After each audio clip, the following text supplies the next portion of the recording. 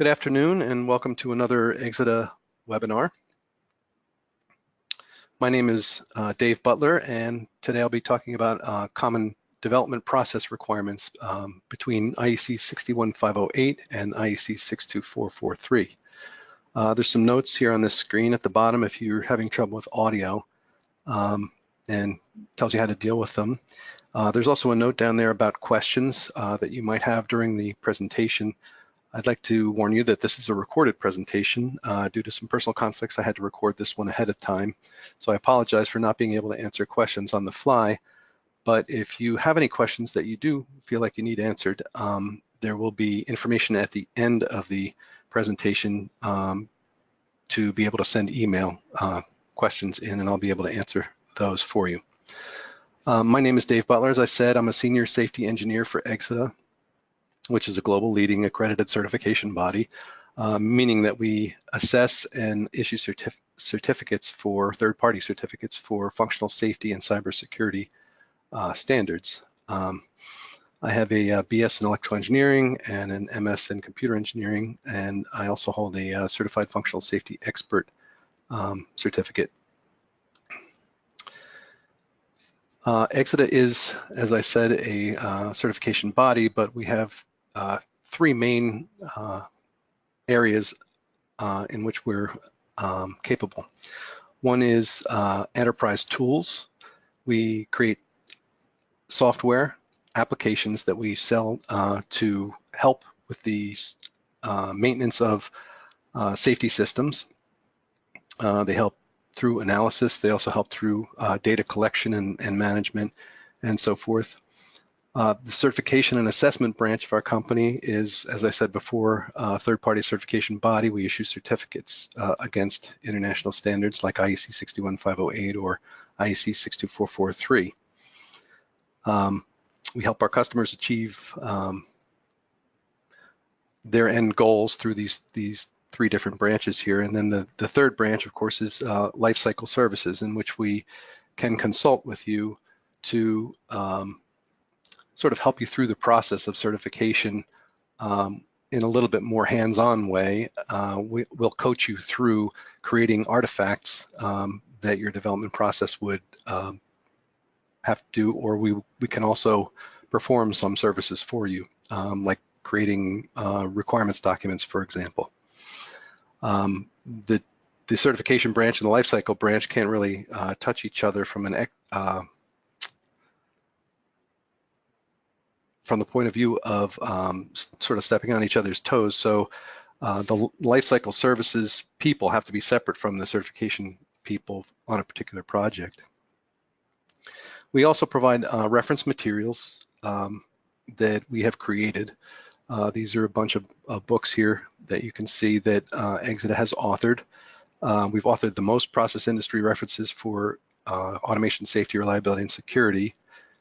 And the book in the upper left there, the functional safety book, the white one, is an IEC 61508 SIL 3 development process, and basically guides you through, for OEM type products, how to create a compliant process. Similarly, the implementing the IEC 62443 book on the right in the middle there is has similar advice for the cybersecurity world. We've also authored an industry data handbook on equipment failure data, which basically will allow you to determine what failure rates are for a given product. And we also have failure rates at component levels that we compile as well.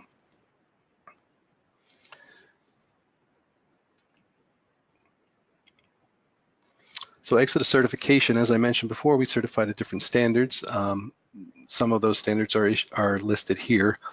61508, 61511, and ISO 26262 are three functional safety standards. IEC 62443 is a cybersecurity standard, machinery safety, and we also have a certified functional safety expert program where you can actually study, take a test, and become certified as an expert or as a practitioner in either cybersecurity or functional safety. And within those, there are sort of subcategories that you can have sort of a focus on. For example, a software developer might get a different certified functional safety expert certificate than a hardware developer might. Exida is 91% employee owned. We have over 100 global experts, have done over 1,000 certification and assessment projects, and have modeled over 500,000, 500,000 safety instrumented functions is what SIF stands for, if you're not familiar with that. That's a IEC 61511 term. This is what a typical certificate looks like. And this slide is to show that we are in both functional safety and cybersecurity, as well as alarm management, and as I mentioned before, the software. But as far as certification goes, we do these when we certify functional safety. We deal with both the engineering process as well as the designs of products and/or systems, and so there's two different sets of requirements that need to be met for those, and we actually do some of the analysis on the random hardware side, or random failure side, like FMEDAs and high-level FMEAs on the design of a product. Cybersecurity certification, we also do the same kind of thing. We have engineering process. We take a look at the design of your product to ensure that you've got the right protections in there. And then we also do network testing for network robustness against attacks. As I mentioned before, we're a global leader in functional safety certification. This slide is meant to show that exida has a large part of the safety device certification market. The four different colors in the bottom one here are for safety logic solvers, and you can see that exida has the bulk of the pie share, if you will, in the market, although TUV and exida are about the same in this particular area.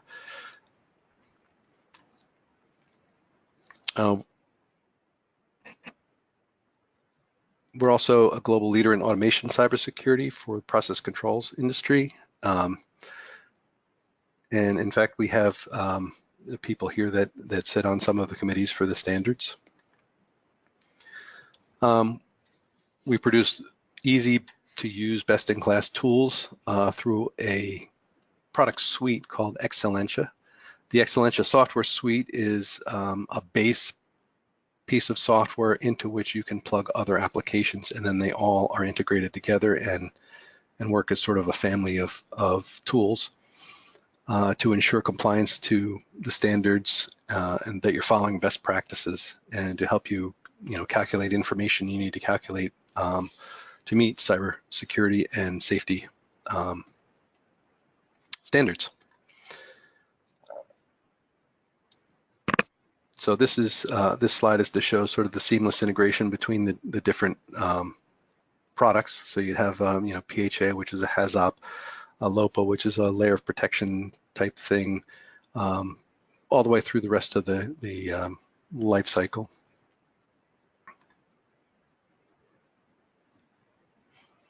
There is a common data core to Excellentia that allows various aspects of maintenance of the data to be kept up to date, and so forth. It provides things like automatic configuration of safety instrumented systems, like a Delta V configuration. It also provides export of tool, project, or enterprise data to various places, including CMMSs or ERPs. We also produce some OEM engineering tools, two of which are shown here. One is called ArcX, and that is used at sort of a high-level HAZOP level. So it performs various types of functions, or it supports the execution of various types of functions like FMEAs, HAZOPs, DFAs, cyber threat analysis, software HAZOP, things like that. The FMEDAX tool is used to perform FMEDAs, which produce the failure rates that are needed in order to meet some of the functional safety hurdles that need to be met in terms of complying with those requirements, like safe failure fraction, for example, or diagnostic coverages. So let me introduce the topic that we'll talk about today. The idea here is that there are, as I said before, IEC 61508 is a functional safety standard used to ensure that safety equipment is compliant with safety integrity level requirements. IEC 62443 is a cybersecurity standard, and part 4-1 of the 62443 contains the development process requirements. IEC 61508 also has process requirements in it, and I'll explain a little bit more about what I mean by process requirements, just to make sure we're all on the same page. But what is a development process? What's a product development process?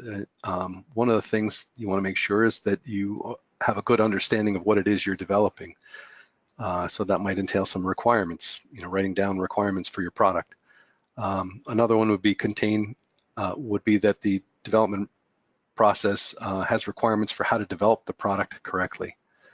And then you might also want to make sure that you have developed the product correctly. So just because you've written down a procedure to follow and just because you think you followed it doesn't necessarily mean you followed it well. So there are some verifications and validations that can be done that will raise the quality of the work products that have been developed using the development process. So what's the difference between a process and a procedure? I don't know that there's an absolute difference, but in the context of this discussion, I'd like to define process as what it is you're doing, the steps that you're performing to transform engineering inputs to engineering outputs, whether they're requirements or design or implementation or test plans or whatever. And then a procedure is what you do in the steps of the process, but they're documented. So for example, writing code, the process might be implement software, like that's the process you're going to use. So you would write code based on a design, you test the code and you review the code, but nothing is written down to tell you how to do that. You just sort of know how to do that as a practitioner or as an employee at a company who has other people to depend on and tell them how to do things. One of the main requirements in these standards is to write down the procedures that you're going to follow.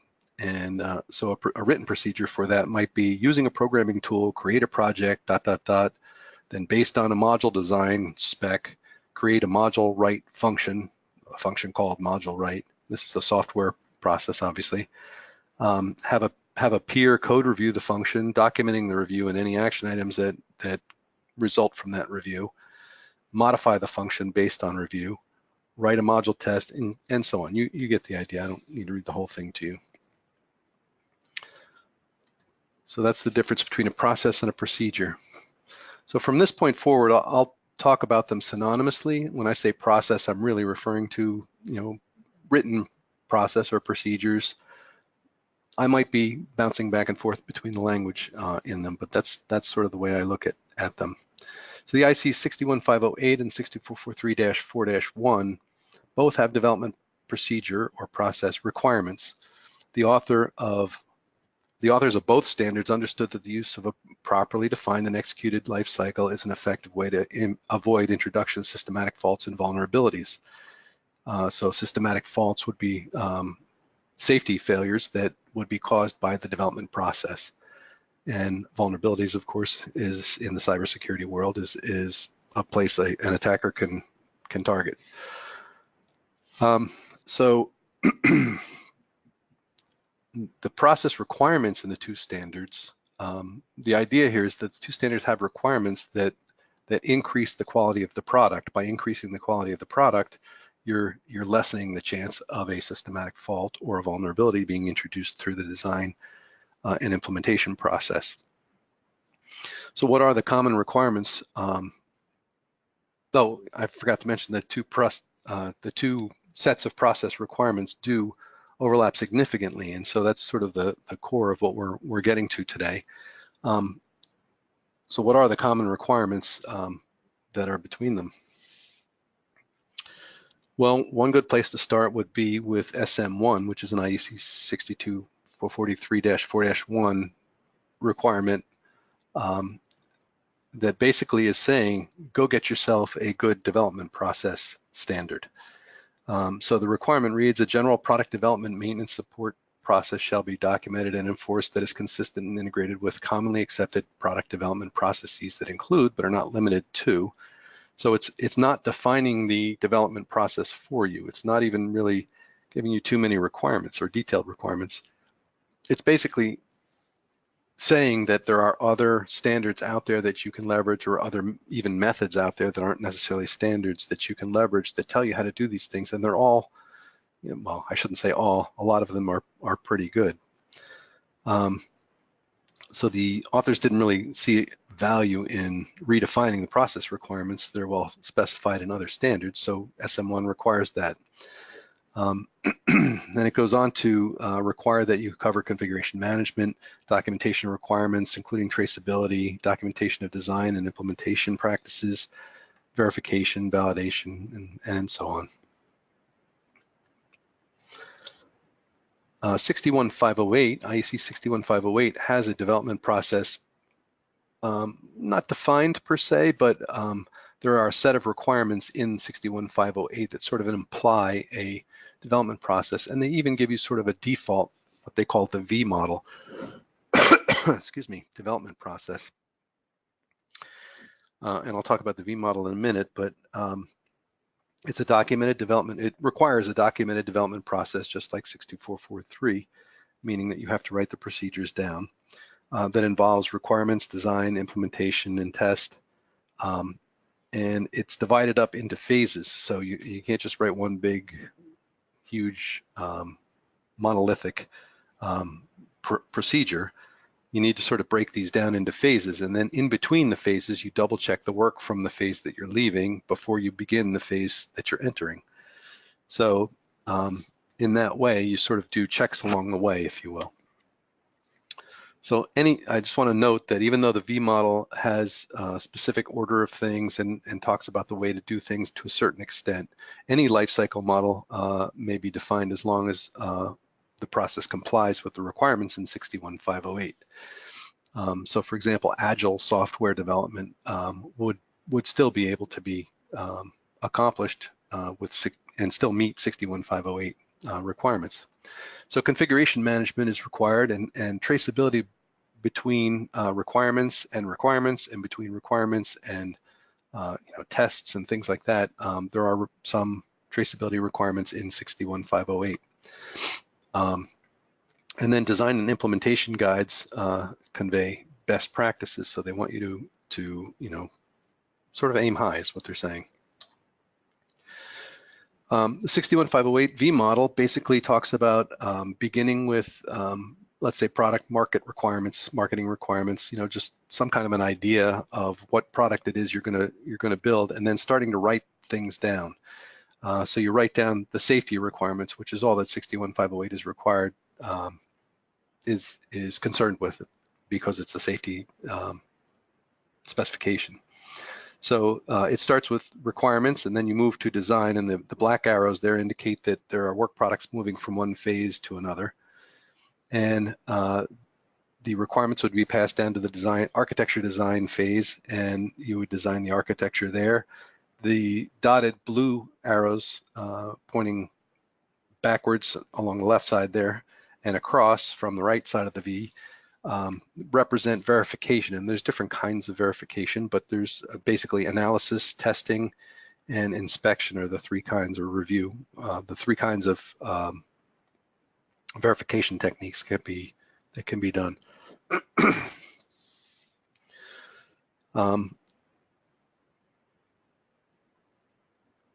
So each of those sort of bubbles is a phase of development, and that it would have probably associated with it some kind of a procedure, whether it's in the same document or a different document, it's not relevant.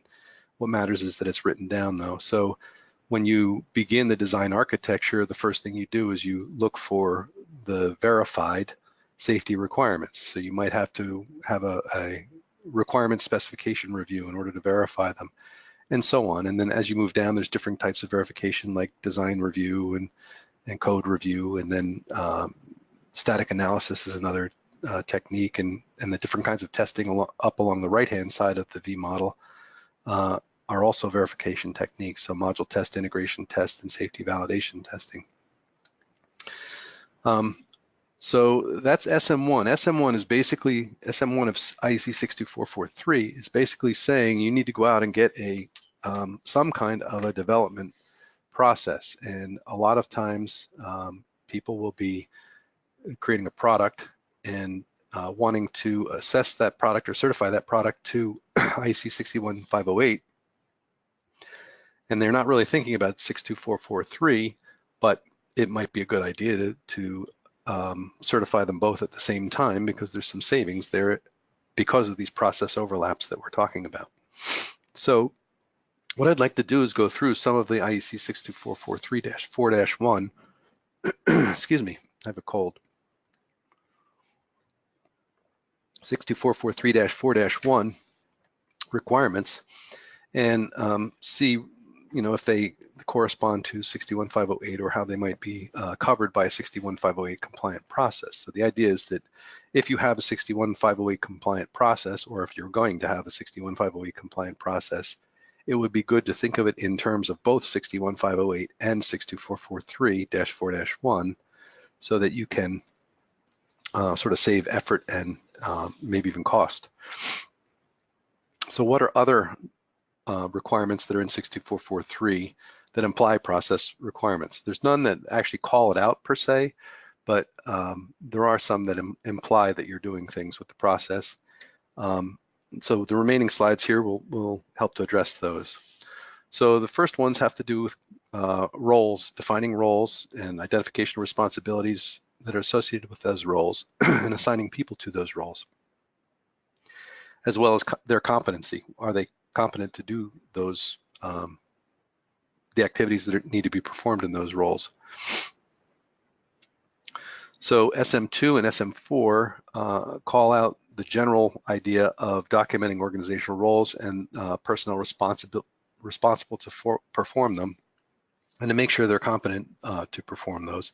And SM4 is basically calling out the fact that someone should have some security expertise to guide and perform security-specific tasks during development. IEC 61508 also has requirements that talk about roles, maybe even a little bit more detail.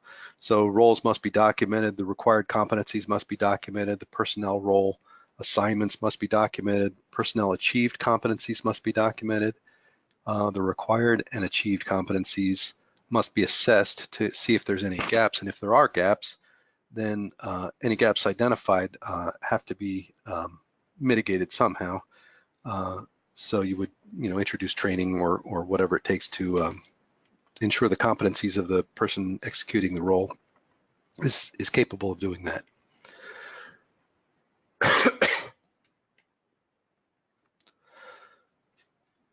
Excuse me one second. Okay. Let's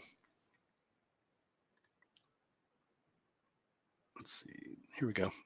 The next thing I'd want to talk about is secure design principles. So in 62443-4-1, SD1 talks about secure design principles. And it's basically saying that you need to include external physical and logical interfaces in your design and describe them, specify them really, and a description of how to use them, how to use the external interfaces. 61508 also has these requirements, and again goes a little bit further. It talks about documenting not just the external interfaces, but the internal interfaces and dynamic design, possibly using semi-formal methods and automated design tools. There are many, many requirements in 61508 that would help along these lines. So again, you can see that the 61508 requirements tend to cover the 62443-4-1 requirements, process requirements to a large extent. This screenshot is a little bit hard to read, but basically is taken from our ArcX tool, and basically shows that exida has tools that sort of illustrate the automated design principles that might be used to ensure better integrity between things. ArcX is used to not just enter design, but to analyze the design and make sure that certain requirements are covered and that you do it in a systematic way. That's why I mentioned earlier that it handles doing things like FMEAs, software HAZOPs, threat models, and so forth. This, I believe, is part of a threat model. I'm not. It's hard to read. I can't really tell, but I think it is. So the next one is we're going to talk about externally provided components. So if you have components that come from a COTS manufacturer that you're going to use in your design, you can't just assume that it's of high quality or it has been secured or won't cause any failures in a safety environment. So SM9 basically is requirements to say externally provided components need to meet the same rigor as any component designed in the product that is to be certified to 62443-4-1. So you might have to impose some requirements on your vendors to, not necessarily vendor, but the manufacturer of the product, or you might have to get some kind of assurances through testing, verification, validation type testing, or there's numerous ways to get there, but you need to increase the confidence in that component to the point where it is to the level required by the standard. You also need to maintain that component's integrity by setting up some method of either receiving or polling for manufacturer or supplier issued notifications and patches, and ensuring that your clients or your customers are up to date with those as well, whether you require them to go to the manufacturer and do it themselves, or if you have some kind of a support means to support them in that. So you want to make sure that the whole updating process is in place. And then you also have to ensure that any constraints on the use of the component are disclosed to the end user so that they can follow the safety and or cybersecurity constraints to use the product safely or securely. Excuse me. The 61508 has supplier qualifications as well, but it's basically the same thing. You want to make sure they have a quality system in place. You want to make sure that any kind of safety problems that they uncover are communicated to you, and then you would have to have some kind of a system in place to communicate those to your end users, although that's really not part of these requirements. That'll be seen in a later slide under some different requirements. SM10 is about third-party suppliers. So what that means is someone who's developing engineering components or engineered components for you, as opposed to off-the-shelf type engineered components that are developed in a generic way. So if you have an ASIC that you go out and develop, for example, you have somebody develop for you, and they are doing design on that, or they're even just doing manufacturing on that, you want to make sure that they're secured so that the component that you end up using is not going to violate any requirements. And then similarly with IEC 61508, you must do this similar kind of thing. Really, it's the manufacturer requirements cover some of that because of ISO 9001 and actual physical manufacturing of products, but there's also, if you go out to a designer, somebody that's going to do design work for you or whatever, their procedures will need to be assessed, or either during the assessment project of your development, your product's development, or they would have to hand you a certificate saying that they have been assessed by a third party. So phase verification and validation requirements, there are a number of these because verification and validation come in different forms. And so they're sort of sprinkled throughout both standards. I'd like to define verification and validation just to make sure that everybody's sort of on the same page with it. Verification is making sure that a particular quality check, if you will, has been done at the right time. So a phase verification is you want to make sure that before you release code to the next phase, which would be, let's say, module testing or integration or whatever the next phase down the pike is, you want to make sure that it's been verified. And I said module testing, but module testing actually is a verification before you leave implementation. You would want to make sure it's module tested and the code actually works to the developer's satisfaction before passing it over for integration with the rest of the code or the rest of the product.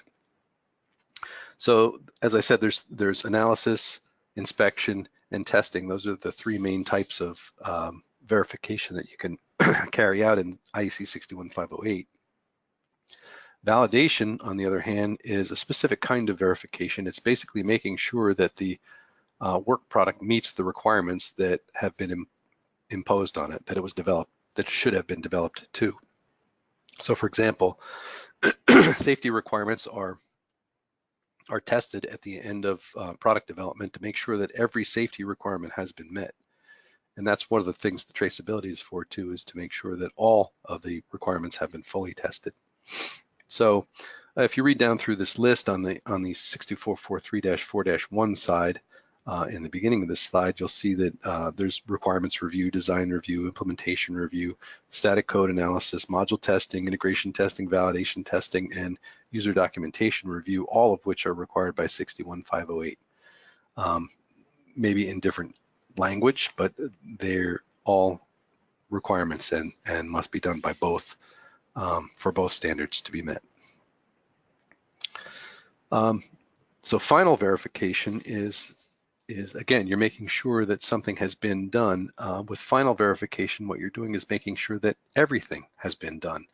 And what I mean by that is that each phase of that V model that we walked through will have verification outputs to try to ensure that the output of that phase is ready for the next phase. Some things may or may not have been missed. And there may be things that are outside of the requirements that are verifications that you would like to check. So for example, action item verification is something that's required by IEC 61508. An action item is something that might result from an inspection, for example, a code review or a design review or something like that. And once it's identified, you need to determine how urgently it needs to be fixed. If it's immediate and you do it right on the spot kind of a thing, or an hour after the review meeting, you don't really have to write those kinds of things down. Can't hurt, but not really that required. You're sure it's not going to slip through the cracks, in other words. Whereas with action items that have to persist longer than that, you don't want to just trust people's memory to keep track of those. So you have to come up with some kind of an action item management process or system. And final verification makes sure that all those action items have been handled. They all have to have some kind of a status associated with them. We want to make sure they're all closed, and then or discarded, or whatever the statuses are that you have in your action item management system. And then phase verification, you want to make sure that all code reviews are done, not just some code reviews. You know that code reviews were done because you saw Bob and Ted, doing a code review, but have all modules been thoroughly code reviewed? Do they all have complexity metrics? Some of the SIL levels in IEC 61508 require complexity metrics to be tracked. That's usually for SIL 3, and so on. So it's basically doing the double check, if you will. Where verification coming out of a phase is the double check, and then the double check is making sure that all verifications have been done. Okay, and then once development is done, you want to track the modification process. So both IEC 62443 and 61508 require following up on the product even after it's been released. Ensuring that there are safety alerts or recalls, or even security alerts. Security alerts are a little bit different because you have to be careful. If you find a vulnerability, you don't want to just immediately broadcast that to the world, because you may be broadcasting it to attackers as well. But there has to be some kind of a process in place to, in a timely way, handle all these things that come up. So if we follow the modification process through for 61508, you'll see that it takes in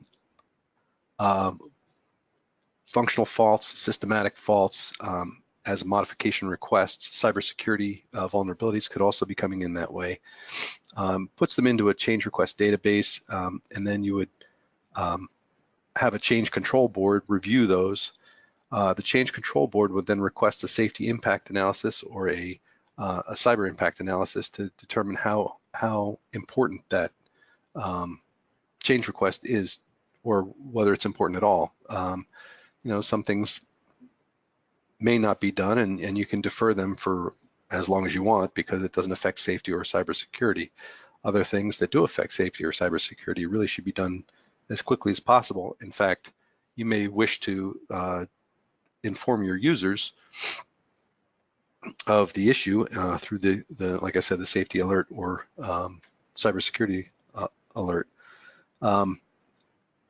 So once the change control board has reviewed it, they would write down what needs to be done in order to accomplish the change in a fairly careful way. In the impact analysis, you would identify what modules need to change, what modules might be affected, hardware and software modules I'm talking about, what testing would need to be done for verification and validation, and write all that down, and then it would be passed to a development person or group to carry those changes out.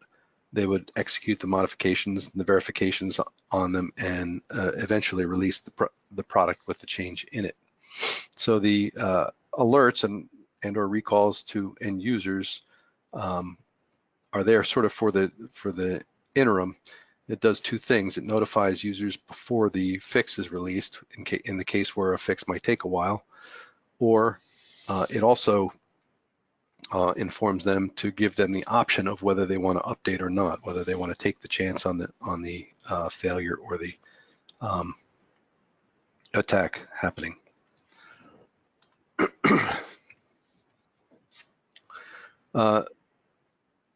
The secure operation guidelines requirements are basically talking about a document that informs users how to operate the product securely, any kind of constraints that have to be met in order to keep security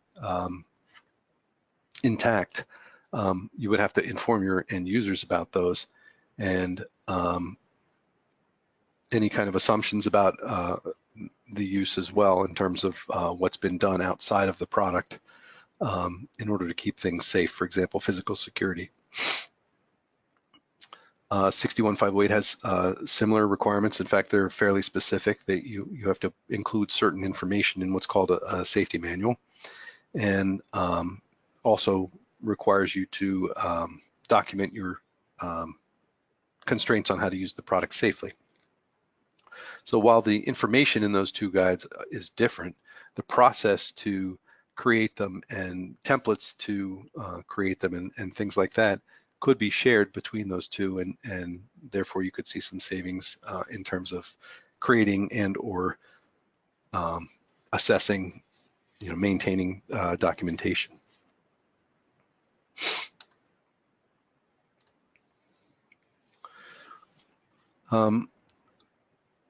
So I mentioned before about the alerts, and there are requirements in 62443-4-1 that have to do with security related issues. a security-related issue is basically discovery of some type of vulnerability that is required to be addressed. So DM1 through DM4 requires a process to accept, review, assess, and address security-related issues. 61508 has a very similar requirements, except in terms of, excuse me, in terms of safety rather than security. So you're looking for systematic faults as opposed to vulnerabilities in your design. So field failures need to be reported. There needs to be some means to report them, to capture them, to track them through all the things I mentioned before as part of the modification process that I talked about would need to be able to be done, and that would certainly handle security-related issues as well, with probably some tweaks, but the main process is there. Disclosing security-related issues. This has to do with informing the end users and about security and/or safety-related issues that come up. And again, same kind of thing could be used for both purposes, security and safety. Security update qualification is really just making sure your requirements are met. So if you uncover a vulnerability and you need to write a requirement to say this, this is going to require a password here, for example, before you execute this operation, you're going to need to enter a password through some kind of an user interface panel. If that's a new requirement, then that new requirement would go through basically the development process, the V model, and would be handled in the same way as any change would be handled. It's just that the requirement would be a security requirement in that case, instead of just a functional requirement, a non-safety functional requirement, or a safety functional requirement. So that it would need to include commercial components as well as third-party developed components, as I mentioned those before. And it would also need to specify whether you're going to be doing a full or partial regression testing of the product. So that's pretty much the overlap of the requirements that I wanted to present. And in conclusion, I think you could say that there is an overlap between the requirements of the two standards, but that offers an opportunity to create and/or assess procedures to both standards at a reduced cost versus creating and/or assessing them as separate processes. So if you're going to go through a 61508 assessment, it might pay you to also do a 62443-4-1 assessment at the same time.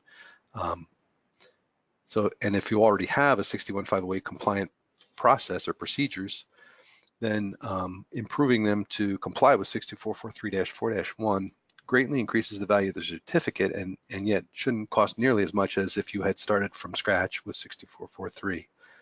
So there are definitely advantages there. And that's pretty much what I wanted to explain. These slides at the end are just to sort of let you know that there are other training classes, not just webinars, but these are actual classes that are going to be held, and there are some dates there. These are listed on our website at www.exida.com/training. And if you're interested in any of these, contact Exida. I'm sure there's instructions on how to do that at that location. There are also online self-paced courses that have been recorded that you can buy, and you get access to them for 60 days. And they have the advantage of you don't have to travel there, for one, so there's no travel costs. And number two, you can do them at your own pace. You can do them in your bathrobe, in your bedroom or living room, whatever. Just they're a lot easier to pace yourself with them. And finally, here are some contact addresses that you can use to contact us. Feel free to use my address, dbutler@exida.com, to email me with any questions you might have about this webinar, or anything else for that matter, related to functional safety or cybersecurity. And then some generic contacts as well. Thank you very much for listening. I hope you got something out of this. Take care and have a nice day.